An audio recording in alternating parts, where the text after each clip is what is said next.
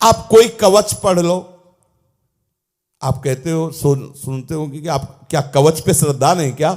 नारायण कवच, राम रक्षा स्तोत्र, मतलब अब जब बचपन से लगे हैं तो लगे ही हैं। बताया इतनी चालीसा थी, शिव चालीसा, ये चालीसा, वो चालीसा, पहले सुबह चालीसा चालीसा बहुत से पढ़ के, सब कवचों का कवच है भगवत नाम का एक तार, निरंतर भजन, निरंतर चिंतन, बस। सब कवच सत्य हैं, सब कवच महिमामय हैं, लेकिन माया के प्रभाव से बचाने के लिए एकमात्र भगवती स्मृति ही कवच है, दूसरा नहीं। यह भी बात समझ लेना। नारायण कवच धारण किए हो, कोई तुम्हें छू नहीं सकता है, लेकिन तुम तो छू सकते हो। समझ रहे ले? आप छूले की वृत्ति से रहित हो जाओ, इसके लिए हरि स्मृति कवच चाहिए। हरि स्मृति कवच सब पाठ पाप मोचन कर देंगे, लेकिन पाप प्रवृत्ति का नाश होगा आपकी विचारधारा पलटने पर, निरंतर भगवत स्मृति पर। हम ज्यादा रोएं गिड़गिड़ाएं ना इस विषय में कि हे कृष्ण हमारा काम नष्ट कर दो। है हम आपको असली बात बता रहे, को रो के भी देख लिया है। मतलब इसलिए कुछ बातें ऐसी होती है, हाँ यमुना जी में खड़े होके, गंगा में खड़े होके खूब रो रो के देख लिया है। फिर बात क्या समझ में आई कि काहे को जितनी देर रोते हो, हाय हाय करते हो, कृष्ण कृष्ण बोलो, राधा राधा बोलो। समझ रहे हो ना? पक्का समझो कभी रोना नहीं पड़ेगा इस विषय के लिए कि नाथ मुझे बचा लो। ये कब बोलोगे? जब कृष्ण नाम छूटेगा तब बोलोगे हे नाथ मुझे बचा लो।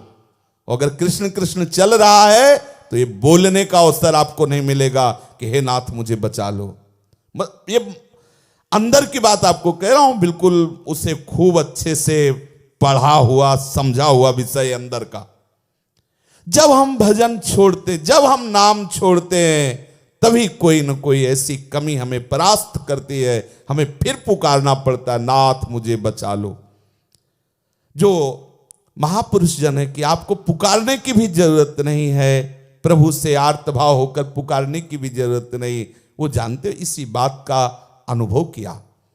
जहां भगवान नाम चल रहा होता है वहां फिर अन्य किसी आर्त के लिए या किसी जिज्ञासा के लिए या किसी संपत्ति आदि की प्राप्ति के लिए इनकी तरफ देखना नहीं पड़ता।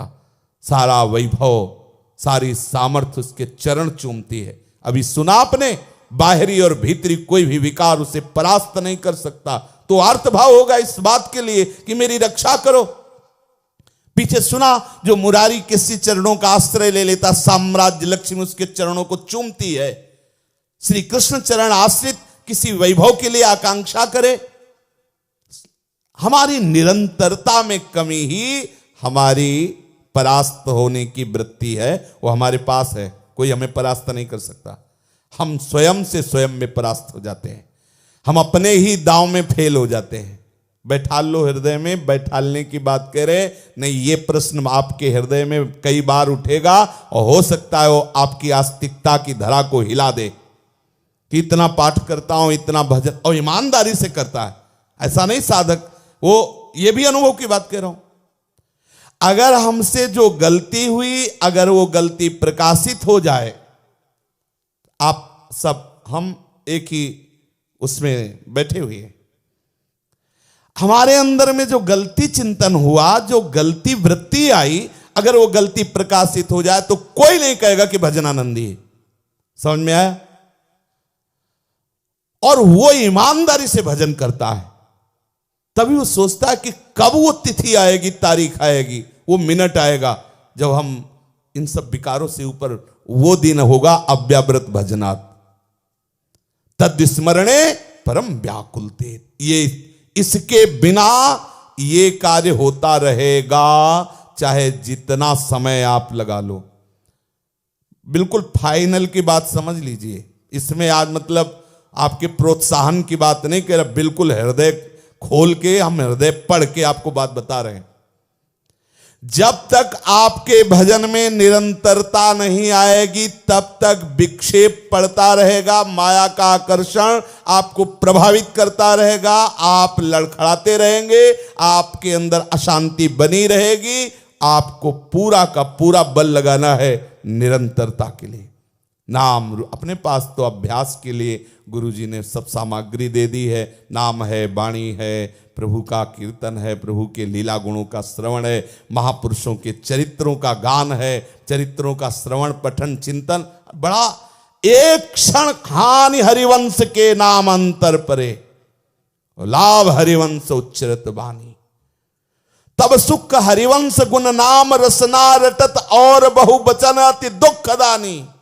एक भी शब्द और कुछ बोले तो दुख मिलेगा, ये रसिक शिरोमणियों का अनुभव है। एक भी शब्द बोले मरा, फंसा फंसा।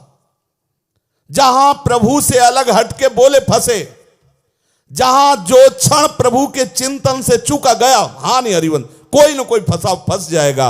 एक मिनट की चूक हो सकता है कई दिनों तक आपको परेशान करे, और हो सकता है कई जन्मों तक परेशान करे। एक मिनट की चूक, ये बिल्कुल फाइनल की बात है। आपकी आस्तिकता कभी हिलेगी नहीं अगर इस बात को बैठा लोगे।